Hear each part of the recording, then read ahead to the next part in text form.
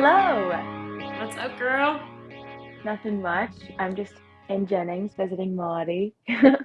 You ready for another Hustle and Harmony episode? I am. Welcome to episode 4, everyone. Julia and Emily are back. I'm so excited to like live vicariously through you while you get to hang out with Maudie and Mom. You want to come say hi? Speak of the angel, look who we have here with us today.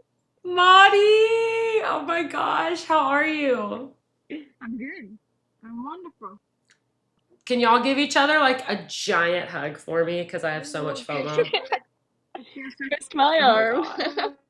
I'm so jealous. You should have seen us Tuesday last night. You should have seen the sunset last night. It was Oh my gosh, I gorgeous. saw your photos Actually, of I the sent her a sunset. picture. Okay. It looked Yeah. beautiful. So good. So pretty. How was dinner? Heard y'all had some good food. It was good. We just picked it from a little place on the way home. Nothing Yeah. crazy. But on the topic of family, Julia and I were thinking that this episode we could just talk about like the importance of knowing who you are and where you came from and what your values are, and as you chase your goals, so you can make sure you're staying grounded to your roots. And we thought, what more perfect topic to be talking about while we have the most ideal role model of all for us to follow. I know. I can't believe that everyone's getting to meet Maudie. Heck yeah. I know. Like now you're Um, really in the cool team if you're getting to meet Maudie. it's so cool too because the way you're talking about how important it is to know who you are and know your roots and know everything about where you came from before you really like can get where you're going and make it to the end zone. It's like it's so interesting Yeah. when I think about my connection with our family and then what's happened in my career and what I've been doing so far, the first thing that comes to mind is obviously my Grand Ole Opry debut. It was it was the best day of my life, and it was so special to me obviously because the Grand Ole Opry is the country music like family. Once you get in that circle, that's when you've been deemed like you're one of us. Mhm. And it's special because of the country music family.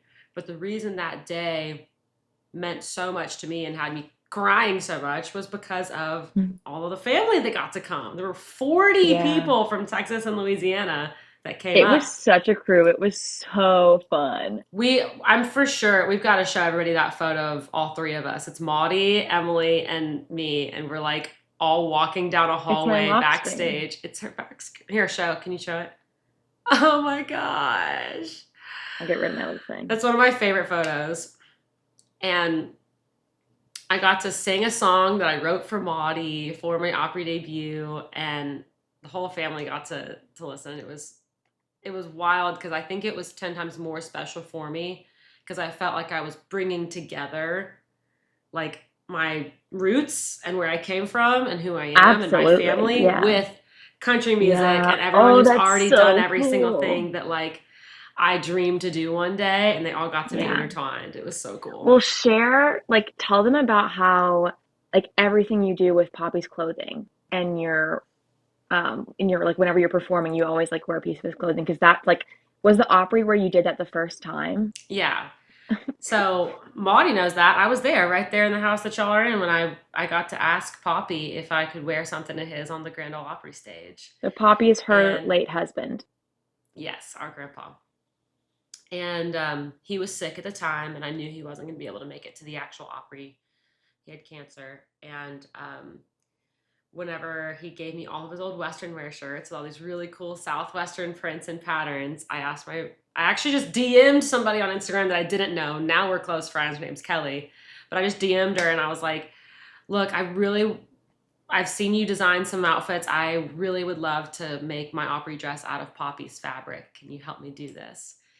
And we made this dress that is just like the perfect, again, balance of like who I am, where I've been, where I came from, where I'm going, who I, you know, aspire to be, and all of that. It worked in the fashion side of it too. But Poppy got to make his Grand Ole Opry debut with me that night, singing on He did. stage.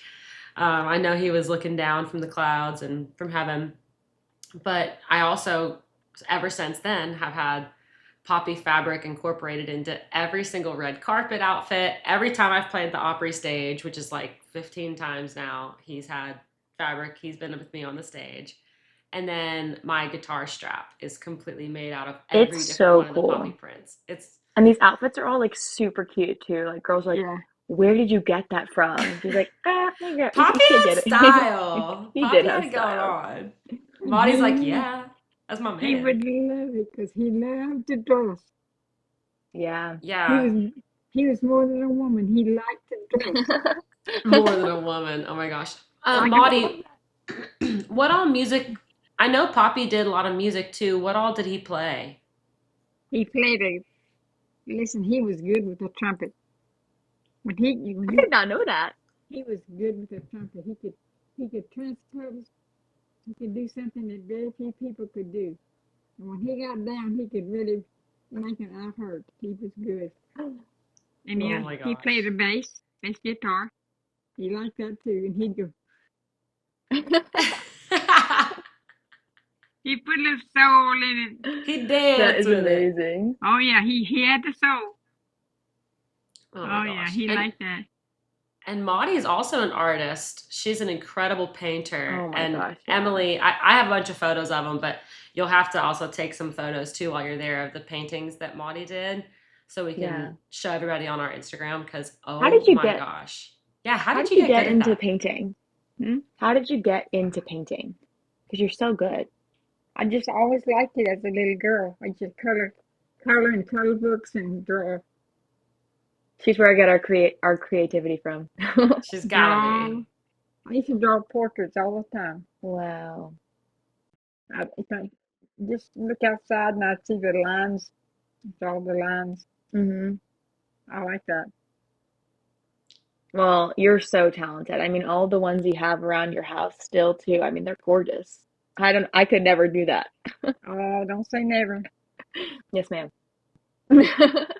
It's like not with that attitude, you can't, Emily. I can do it. I can do it. I can do all things. Yes, we can. We have the man upstairs to help us. He's a How little many dog. great grandkids do you have now, Maudie? I have 6 grandchildren and I have 5 great grandchildren. Wow. Wow, that's crazy. You almost have as many great grandkids as grandkids. Like, I'm telling you. And I went at my 60th class reunion. Wow. no 60th. That way. is so cool. Was it good to see your friends? Yeah. Are they still all around here, like most of them? Most of them in Drilla. Yeah. Okay, cool. Yeah. Wow. That's so I'm cool. still kicking. 60th class reunion is wild. Yeah, you had some good. Oh, yeah. I was thinking about going to that with you and mom. Now I remember. Yeah, his Uncle Shane took me. Your mama was doing something. And Shane Probably, had a good probably at a track meet for Emily or at the Opry or something. he had a good time. You know Shane, he likes people. And they were cooking, so he did fine. Maudie, I have a question for you. How do you feel like your family has helped and your faith has helped you overcome so much? Because you're obviously like a walking miracle, like still being alive after your liver transplant. How many years has it been now? I'm going on 28. Wow. They gave me 28 10. years. But you know what? I got a lot to live for. Yeah. I want to be. I'm a survivor, Hmm. and I have the man upstairs. He's my rock, and I have y'all. And I'm an old woman, but y'all are just y'all the the pedal, and I push it. And I just keep going. Y'all keep Well, y'all keep we're it gonna going. keep we're gonna keep that going for a long time. You're such an inspiration to both of us. I got a good mind, but the old body's just wearing down. I Uh-huh. don't I know. think you look pretty good, Maudie. I think you look great too. Oh, y'all just blind. Need my new glasses. By the way, I love them. Little red, little pop of red. Look at Thank you. you, all stylish. She's looking good, girl. She has this quote on her fridge right there about like attitude and thinking positive. And I'm just like, you're just the biggest reminder of how attitude is everything and just the way that you think about everything and your mindset changes your whole life. Well, you know what the good book says, that there's life and death in your tongue. And when you open your mouth, be sure it says something positive. I love that. And you know what the good book says in Timothy? He didn't give me a spirit of fear, but of love and power, a sound mind. Isn't that your favorite That's, scripture? that's one of my favorites. So you just got to keep on pushing on. Yeah. And I Well, don't know look, how y'all. I have a question for you, Maudie, because Emily and I are both very single right now. And you were in one of the most like long-lasting marriages. And two things. One, I already know because you've told me, but I love when people get to hear stories of like, different generations. One, how did you and Poppy meet? And two, like, what is some advice for a good relationship? I love this. Uh, Lord, we met. I went to his house, but I didn't know he was there. I had never met him. His sister introduced us. It's And like Kristen and Martin. yeah, and then we had a date. We went to Magnet's homecoming, and I borrowed my sister's outfit. And the first day we had, he went home and told his mama, "I'm going to marry that girl." Oh Oh my my God. gosh. And he kind of run after me. I kind of just I don't know. It was just too fast. But he Oh was my determined. gosh. But anyway, 56 years. That's a long time. That is so cute. It's Poppy, beautiful. Poppy was something else. He was one of a kind. He was. Yeah. He was one of a kind. He was spoiled rotten. And his sister told me that. She said he was spoiled. If he wanted one, he got two or three. That's so funny. So what's your advice on what to look for in a good relationship or in a man? Commitment. Commitment. Be committed and take your vows very serious. And you can make anything work if you're committed.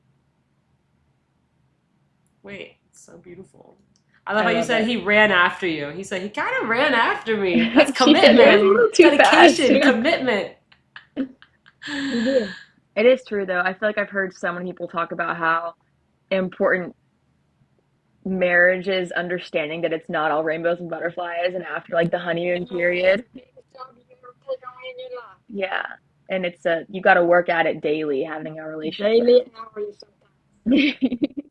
Sometimes you Yeah. just gotta go the extra mile. Yeah. Got to go the extra mile. But it's worth it.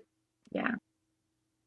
Especially All building right. a beautiful family. So basically, we're learning that we just need Kristen to introduce us to people. Now I'm gonna start friends with And you then two. we got to recreate a homecoming There's and somebody then let them special run. for both of y'all. I'm good. I'm chilling. You I know what? you She said, keep. I'm gonna start praying for y'all that there's somebody special out there. I know there's somebody special out there for both of y'all. And I said, I'm good. You say that, but every time I get a boyfriend, you're like, oh, I'm the only one without a boyfriend. And then you're Yeah, super because I happy just when want to I hang get. out with you. Nobody will ever be good for my relatives. That is fair. If you would move here, I wouldn't be lonely, so it would be great. It's so good. Okay, so Julia, to wrap up the episode, I'd love to ask you about something big you have coming up the week this episode is going to be published, which is you are about to open for Waka Flocka. Please expand on this. Tell us how you got it. Tell us more about where it is, what it is. It's so hype. Girl, when I tell you, when I got this email asking if I wanted to be the opening slot for a Waka Flocka show, I almost fell out of my chair. Obviously, immediately said, yes, of course I do, because I'm going to relive my childhood right now. Where is it? It's in Alaska. That's so sick. Yeah, so it's really cool. You want We're to go doing I've got some shows in London. I've got 2 shows in London, and then I might kill a few days like in Europe and then go from there with to me? Alaska. Ooh, Maybe, hopefully with you. That would be so amazing if I could go to Cyprus with you. But what I'm trying to figure out is like the logistics of everything are crazy right now because my yeah. band is going to be going from Nashville. And so we're going to be playing at an army base in Alaska that I actually have already So played at cool. before. And I had the best Okay. time ever. It was actually my last show before COVID hit because I remember I was connecting back from Alaska in the Seattle airport, and Seattle was the first city to shut down. So I ended up Wow. freaking out in that airport. Like, I'm going to get stuck here in Seattle. I'm never going to get home. Yeah. My flight was one of like the last flights that ended up getting out before they shut the airports down and stuff.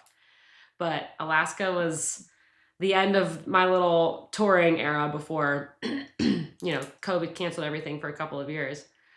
But I'm excited to go back. I'm excited to go during summertime because last time I Yeah. was there, it was like, early spring or whatever. So it was cold. It We was should do. basically still the end of winter. I want to Yeah. see it in the summertime. It's going to be, I Is bet it's that going where to you be had your beautiful. pink snowsuit? No, that was Colorado. Okay, that was so cute. Anyways. Yeah. No, this one though, we did go to like this ice sculpture museum where Okay, everything was yeah. like the the art these people make is unbelievable, and they all know it's just gonna melt as soon as the sun comes out in a month. It's the craziest thing. I mean, they're life Wow. size. They're larger than life. They're bigger than like this room. Ice sculptures, Wow. intricate bodies. There was one of like a basketball court, and it was Kobe Bryant going up for a shot. He's made of ice in the air with like one pole like from the ground of That is ice. so sick. You can see his whole face, his number on his jersey, the wrinkles on the jersey. I mean, it was like a sculpture, but it's the whole court. There's the goal and a basketball and a net and other players and lines on the Wow. court. And I'm like, they made this out of ice.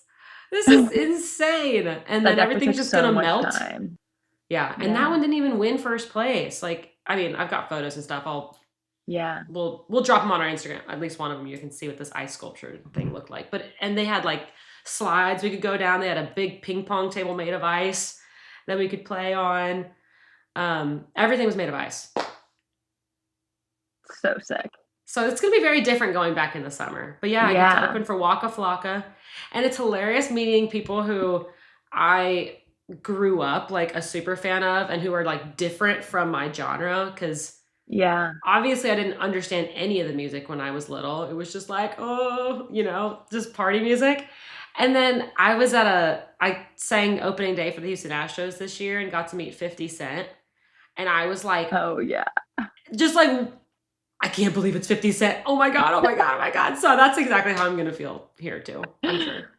That was so sick. I was so sad I couldn't be there for that, but I I know, had a me track too. meet. Shocker. Shocker. She had to go run fast and turn left. All right, time for the book club section of the show, and I'll kick it off because I've had quite a lot of time to read. I just had an 11-hour ride back after tour, and on this tour, I finished both of these books. One is All the Light We Cannot See, which I've talked about on a previous episode, but this one I haven't talked about yet at all. Pride, the Charlie Pride story. It was so good. I learned so much, not just about what the music industry was like, Charlie Pride's life, but also what was going on during these different eras and these different decades. And he grew up in a family of 11 children. Wow. Like, if that doesn't show you something about just how different the times were, he was a sharecropper's son. And I saved a page somewhere that has, listen to these stats. I don't think he gets enough credit, and I need everyone who hears this podcast to like realize Charlie Pride's the GOAT. In 20 years, I had sold more records for RCA than any artist except Elvis Presley. In the book of lists, the 15 all-time best album selling artists were listed. He's number 15 and the only country singer on the roster. 35 number one singles, 12 gold albums in the United States, and 31 gold and 4 platinum albums worldwide. That is crazy. He was fantastic. I saw him in Branson. Really? I saw him in person. He put on some kind of show. Did you really? Oh my gosh, Yeah, I that's saw him. amazing. I was trying to find where it had. There was a list of someone that of all of the different artists that he had like sold more records than, and they're like massively famous artists, and I just had no idea. I'll try to find it. But anyway, what Yeah. was so cool about this book was getting to dive back into history, into the time Yeah, period of, he talked about his childhood and growing up in, the 40s and 50s. And then his career kind of started in the 60s. And then it's like, okay, the music industry and all the different things happening in America during the Yeah. 60s. And he talks about he had a show the night Martin Luther King Jr. was assassinated. Oh And my so he God. had to make the hard decisions of like, do I play my show? Do I not? And he's like, I'm not a politician and I What did he promised all these do? people a show, so I'm going to do it. And it's just like the things that Yeah. I just absolutely love learning about other people's journeys who come from a different time, a different place, and you can just get so much perspective from it. So that was my Mhm. book for the week, and y'all should go read it if you're interested in country music or history. I love it. My book is actually from the NIL summit this weekend that I was at. It's called Your Money Playbook. I went to the NIL summit, which is essentially the I don't know if I've described this before on the show, but the laws around college athletes being able to profit off of their name, image, and likeness changed a couple of years ago. And I'm very grateful and blessed that it just happened to line up with right around whenever my book was publishing. And I had worked on it for 2 years before that, not knowing that the laws would change. So it was just really great timing. And I went to the NIL summit the first year it happened 2 years ago, and then again this year. And essentially, they just invite a bunch of athletes who've been growing their brand on social media and working hard to really monetize their name, image, and likeness. And it's just so cool because you get to meet so many different incredible people and athletes. And I was on a panel on Monday about financial literacy that was sponsored by Robinhood. And it was so fun to be on. And one of the people on it was Braden Copeland. And so he started a thing called athletes.org to help athletes advocate for themselves too. And him and I actually did a little book swap. So I haven't read it yet, but I'm very excited to. I'll read his little from an NFL linebacker turned Ivy League professor, discover modern strategies for building financial freedom. So he's obviously a baller, Wow. and I'm really excited to read this. But I haven't started it quite yet. But that's my book for this week. That's really cool because it also would apply for anyone who's doing really anything entrepreneurial. Yeah, When you make money multiple income in streams. yeah, when you make money in a weird way where it maybe Yeah. doesn't come in a consistent salary type of Mhm. numeric consistency, you might have a lump sum come as a signing bonus or a lump sum come because you had one song that did well or you had one book that popped off or whatever it is, but it's not Yeah. happening every month. It's so hard to build credit or to get mortgages and things like that when you don't have a Yeah. consistent income stream to show. But on top Yeah. of that, learning how to manage your money and not Yeah. spend according to how much you're making, but Mhm. to plan for the down periods and the drought where you might not, like if you're an athlete you might hurt your leg or something if Yeah. you're on the NFL and then you just like don't make money for a year Mhm. or you have to live off of that past signing bonus or however it is. I've met so many people, and actually part of the Charlie Pride book he talks about that too, is it's like when your profession is not finance, your profession is something else, but then you make money. There are people coming from left, right, and center all trying to tell you what to do with your money and trying Mhm. to get their hand in the pot somehow. And Yeah. it's so hard to know who to trust. So doing your own education on whatever, everything that's in that book, probably financial literacy, Yeah. is like so crucial.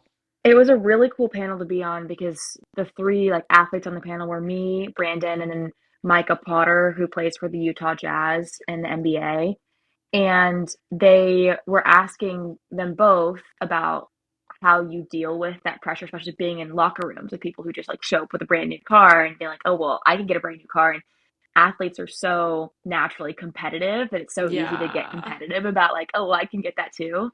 And that's what they brought up. The whole thing kind of, this wraps up our episode very well too, just bringing back in the values. I'm just talking about like, Brandon was like, look, this is the fanciest watch I've got, and it's an Apple Watch. Like, jewelry just doesn't do it for me. Like, that's not what makes me happy. But I'm Wow. going to go spend a bunch of money on a trip or an experience that's a once in a lifetime experience that means a lot to me. But some people need to have the jewelry or the cars because that's what matters to them. And so it's really about figuring out what means the most to you and not spending money or buying things to impress others. All right. So to kick off our Q&A section and sadly end the episode, I have a question from Nikki.Poplin for Julia saying, can you explain the lyrics "Can't fit Texas in Louisiana"? Oh my gosh, yes. So Texas and Louisiana is a song off of my EP that just came out this year. And I love that you're in Louisiana right Yeah, now with yeah, it's mom perfect. and Maudie, so I can like we can just be like they're literally who inspired me to write this lyric. Mm-hmm. Um, you know as well as I do, growing up, mom would always tell us the phrase, you can't fit Texas and Louisiana. And it would usually be used if we were like running 10 minutes late for something and we tried to do too much in the time allotted. Oh, we tried to wash the dishes and we tried to take out the trash and we really didn't have time to do both. So now we're running late. We're always trying to fit Texas and Louisiana. And our mom and dad are both from Louisiana, lived in Texas. We were born in Texas. That's how this phrase happened. I don't know if mom heard it from someone else first or not, but I know that she's who we got it from. And I went through this terrible breakup this past summer, and mom flew to Nashville to come take care of me. And I just remember telling her I tried everything to make this work. I pulled out all the stops. I cannot think of something else I could have done to make this work. And she just looked at me and goes, honey, sometimes you can't fit Texas and Louisiana. And then we went in and wrote that song. It's just about trying to make something that isn't supposed to work. Mm-hmm. And that's one of the hardest parts of a breakup sometimes is like knowing, should I walk away from this? Is it worth fighting for? Or is this just not my person? Am I in the wrong relationship? Yeah, it's such a good song. Thanks. All right, time for your question. I love it. Okay. From, it's either Mir or Mere. It's MERE_6373. Teach me how to present confidence like you. You're so inspiring and amazing. Oh my gosh. Also, yeah, teach me, Emily. Teach me too. First of all, that is so kind. First of all, that is so kind. And also, I that's such a nice question. I feel like I saw this quote the other day just talking about how confidence is not something that anyone just has all of the time. And it's something that's going to ebb and flow, and you're going to have to work at it daily.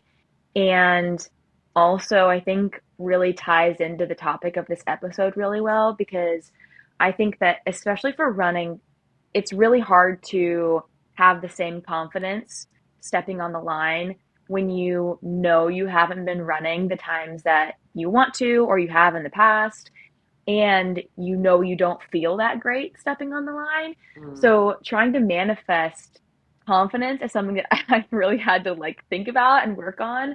And I'm definitely not perfect at it. But I think one of the biggest things that I've tried to do, especially over the past year, that is the topic of this episode, is going back to my roots and remembering who I am. And whenever you remember like what makes you unique and what gives you your strengths, there was an episode of one of my friends hosts this podcast called The Running Effect. And he interviewed, it's his name's Dominic Schluter. He's amazing. And he interviewed this incredible sports psychologist named Shannon Thompson. And she talks about getting to that edge at the very end of a race and like what helps athletes be able to get to that last edge. And one of the things that she talked about was having a really strong understanding of your why, having a curiosity mindset instead of being like, oh, I have to get this, being like, let's see what I can do. And then also seeing feeling and truly believing that you provide like a unique set of skills and value, and that like no one else could do that job for you, and you are like the perfect person to be in that race at that moment, and just really trusting yourself in that way. And so I think all of those just go back to like confidence with it too, confidence that you know why you're doing this, you know what your purpose is. And that is not something that's really easy to find. It's something you got to put a lot of work in to discover and like get to know yourself. And I think confidence in general for anyone, obviously not just applying to running, is just really knowing who you are and what you like and what your values are, and being able to be like, no, I don't support that, or being like, no, that's actually not how I feel about this topic. And it takes spending time alone with yourself, and journaling, and just like really reflecting back on what makes you feel good and what makes you feel stressed Yes. out, to be able to know that and have that confidence. I was hoping you were going to mention that, like the journaling part and the writing down, like taking note of what makes you feel confident. Mm-hmm.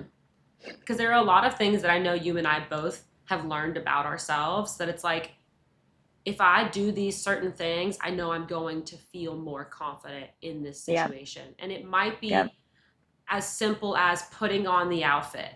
It might be as Mm-hmm. simple as doing your hair, or for you, it's like, are you going to feel prettier when you have if you feel gorgeous right before you step on the line, you've got your cool Duke blue Mm-hmm. eyeliner, and you've got the blue paint on your face, and you just feel like fierce.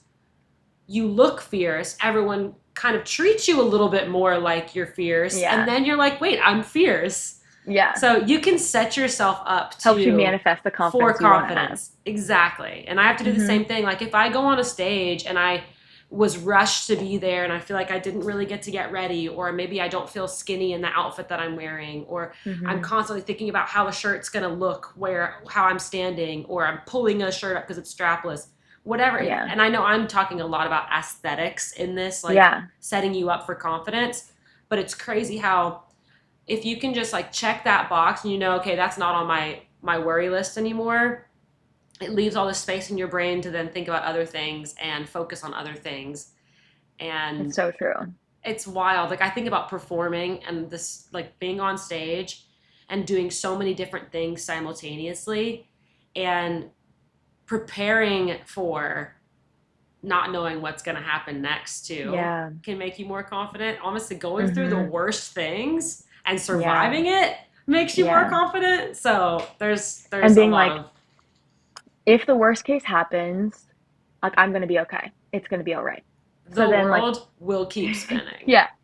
And so then as things happen, it just allows you to like face them with more poise and be like, okay, we're gonna figure this out, rather than being like the world is ending. I do want to say one thing that I did see too. So a lot of this is really funny. My whole Instagram feed is like half music and half like parenting, because I will just I'll send reels to you and Kristen. It definitely thinks I'm like a pregnant musician runner. That's what my algorithm thinks. Honestly, me too. My algorithm is the exact same because I'm getting all these baby things right now. Yeah. It's wild. Like, It's so funny. So what was cool is one of them was talking about raising little girls, and I loved it. It just resonated with me so much, because you have to put on makeup for every show. You have to put on makeup a lot for like your job. And I don't. I'm the complete opposite with my work. Like most people don't wear an ounce of makeup whenever they go to run. And so I'll get into a habit of not ever wearing it. And then I'll put it on after like 3 weeks, and I'm like, wait, like I feel good. Like this makes me feel good. Why haven't I put it on more, just for myself, you know? And this was such a really cool quote that I loved. And it was talking about, in the way that you describe wearing makeup to your daughter, describe mm. it as putting on makeup to feel fancy, because you Oh, look yes, you pretty all sent the that to time. me. Yeah. But if Yeah. you want to feel fancy, you can put makeup on. And Yeah. I was like, this is so good. It's so Yeah, it's true. the And I just difference loved between it. wearing your like sick J's and wearing your stilettos. Like Yeah. it's a little more effort, but you're fancier in the stilettos, but you still look super cool in the J's. Like Yeah. I love when you sent me that. And I for sure am gonna try to even say that to, like, Yeah. To obviously I don't have myself. kids, but to myself. Yeah. Like, okay, Yeah. you were perfect before you put the makeup on, but you look fancy now. Yeah. Okay. Yeah. This was so much fun. I cannot wait for our next episode. I can't wait either. I'm I know literally you've got a about to busy run to day the of. studio. I've got a full day of studio lined up, and I just got back from this tour. So it's like we hit the ground running. I had a meeting with someone at 8 a.m., had, this with you at 9. I've got a co-write where we're going to write a whole new song, and then I'm going straight to the studio to cut one of the other songs that I actually showed you last week. You are literally superhuman. Okay, go write a banger. Have a great day. Yes, I love ma'am. you. I love you. Bye. Bye. Thank y'all so much for listening to this episode of Hustle and Harmony. Please leave us a 5-star review or comment, subscribe to our YouTube channel, and follow us on socials at Julia Cole Music and at Emily Cole. We'll love you forever either way, and we can't wait to see y'all next week. See y'all then.